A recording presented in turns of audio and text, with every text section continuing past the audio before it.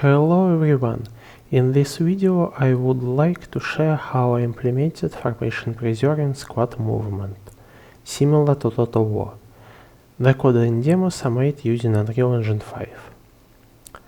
The most common implementation for formation movement request looks like this. A squad receives an order to move to a target, and each unit chooses its own path. They might even take different paths around an obstacle. I have created a simple demonstration of this approach. Well, that's exactly what happened. It is very easy to do. Here, each unit is a character class, using the move-to method to move from one point to another. I should also say that a drop in FPS will be observed at 500 or 600 models, because character is a very heavy class. I want to show an implementation similar to Total War, where the squad maintains formation throughout the entire movement. I order the squad to move through the obstacle. The difference, I think, is obvious. Let me explain how my implementation works. I will say right away that all calculations are performed in two dimensions, as this is simpler. The height of the terrain on which the unit stands is calculated separately. The simplest formation is a rectangle. The main question is how to determine the coordinates of point A, B, and so on. I use the leader position point and an offset vector from it. Together they determine the location of a single unit. I am talking about local coordinates relative to the leader. This is important. Calculating the formation directly in world coordinates is a bad idea in my opinion. The leader position can be anywhere in the formation's local coordinates. I prefer to place it at point 0, 0. This coordinate is the same for all formation calculations. Storing formation data boils down to this simple structure. The core here is the unit offsets array, which contains an offset vector for each unit. The remaining fields of the structure are auxiliary and relevant for our purpose. This is the code for calculating a rectangle formation. The unit offsets array is populated here. The code could be even simpler if I placed the units from left to right, but I place them from the center. This is necessary so that the last line is positioned in the middle. Therefore, the units are placed from the center to the left and right, not just from left to right. Without this, the last line would be here. But I have not mentioned rotation yet. A formation has a direction when moving. I call it the forward vector. For calculated formation, it is always default and equal to 0, 1. When rotating, I change the forward vector and rotate the unit's positions in the formation. For example, if forward vector rotates 45 degrees, then the position of unit A will be at point A dash. When moving on each frame, you need to know the forward vector and calculate the formation rotation. I do this using the rotation matrix. This code only needs to be called once. Afterwards, the sinq and cosq values are used to calculate the unit's world coordinates, taking into account the formation rotation. It is simple. To get a unit's world coordinates, you need to take the leader position in world coordinates and add the unit's offset to it. We already have the unit's offset in the array. It just needs to be rotated using the rotation matrix I calculated earlier. To do this, multiply the offset vector by the previously calculated sin and cosine. Now I will show you how this is applied to movement. We are in the tick method of squad class. In each frame, the squad leader moves along the path. This method has its own nuances, which we will discuss later. Next, all units attempt to follow the leader. This is an important clarification. They won't necessarily be able to follow, but they will try. If unit view iterator, I need this class to organize my code more easily. Don't worry about how it works. It simply contains an array of current unit positions and directions. For each unit, its current position is determined on the previous frame. Next, a force is calculated to bring it closer to the position behind the leader. The force is added to the current position. The force also indicates the unit's current direction of movement, the forward vector. The follow leader method calculates the force to move a unit to its position in the formation. Behind is the point toward which the unit should move in the current frame. It's calculated using getUnitPosition method described earlier. Then, the arrive method determines the force of movement toward behind. You can find code examples and articles about steering behaviors online. I am using this approach here. Arrive changes movement speed depending on the distance to the target. If the target is close, the unit slows down. If it is far away, it speeds up. Otherwise, it moves at standard speed. Next, I need to block or reduce movement if there are restrictions of other units or obstacles in the level. I will probably leave this for another video, as I am planning to try switching to the RVO algorithm. I don't like the current implementation of collisions, as it doesn't always work reliably.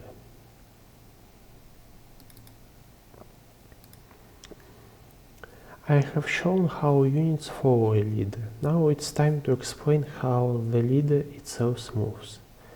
This movement must adhere to a set of constraints so that the units follow the leader neatly and gracefully.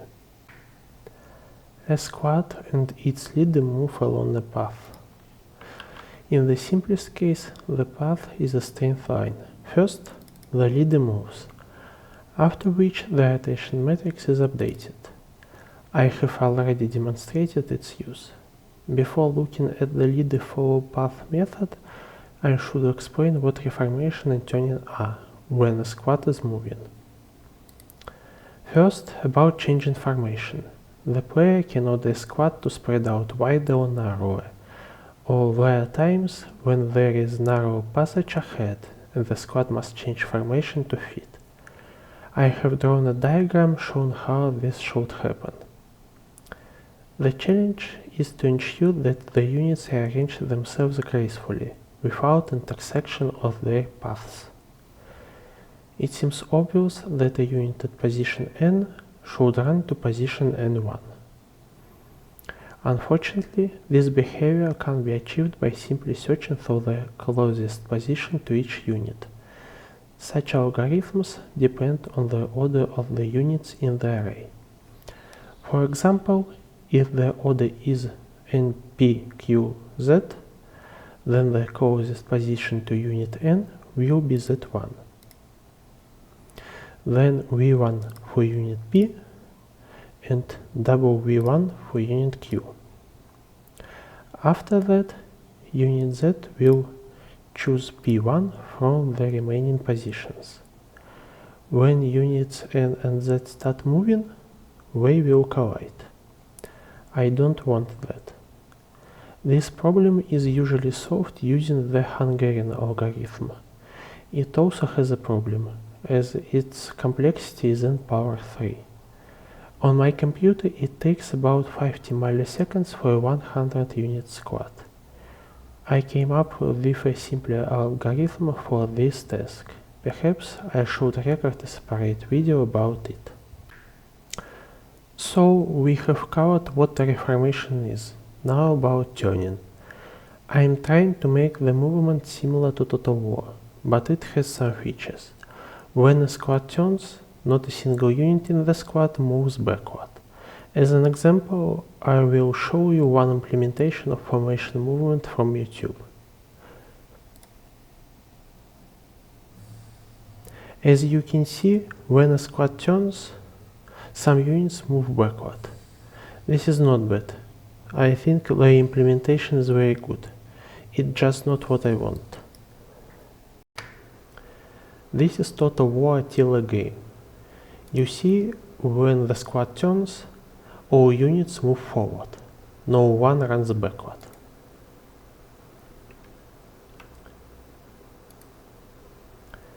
And if the turning angle is too great, the squad will reform.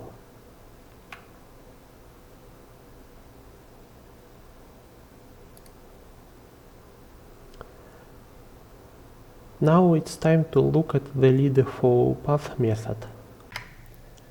This is a fairly complex method. It has various fixes that I might rework someday. I suggest skipping them and focusing on the main points. The followed path field contains the current path and its points. This is not the path itself, but an iterator along it. The path is stored as a corridor. Each point knows the 3 radius around it.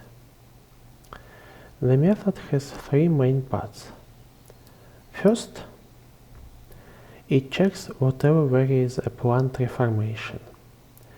This could be at the end of the path or if the next section of the corridor is too narrow. The doReformation method calculates reformation.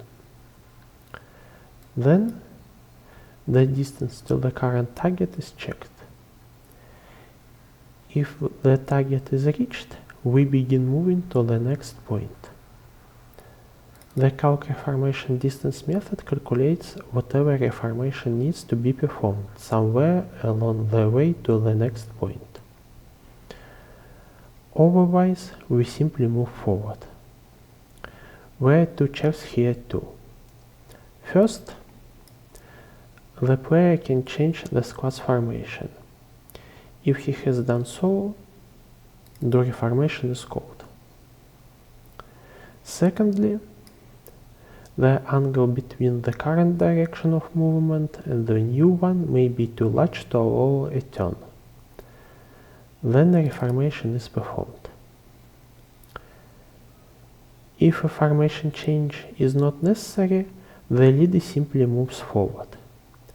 Here I calculated the rotation angle for the case where the squad is turning.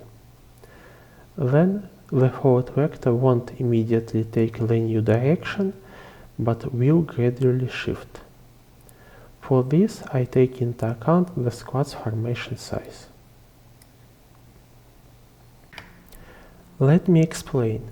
The squad turns not around its center, but around one of its edges. Then, one edge should move slowly or remain stationary, while the other should move at the maximum speed allowed for units. Therefore, the forward vector changing on each frame depends on the squad width and unit speed. Let me show you how this works in practice. I have added some debug to show you the forward vectors of squads. I have been talking about a squad leader all this time, but it doesn't necessarily have to be visible in the game. In my case, the leader is virtual. I am ordering the squad to move forward. Now I am ordering it to begin the turn. This angle is about 45 degrees, enough for a normal turn. Now I am going to make it turn sharply. A reformation will occur. And now I am going to give it a new formation right here. Another reformation will occur.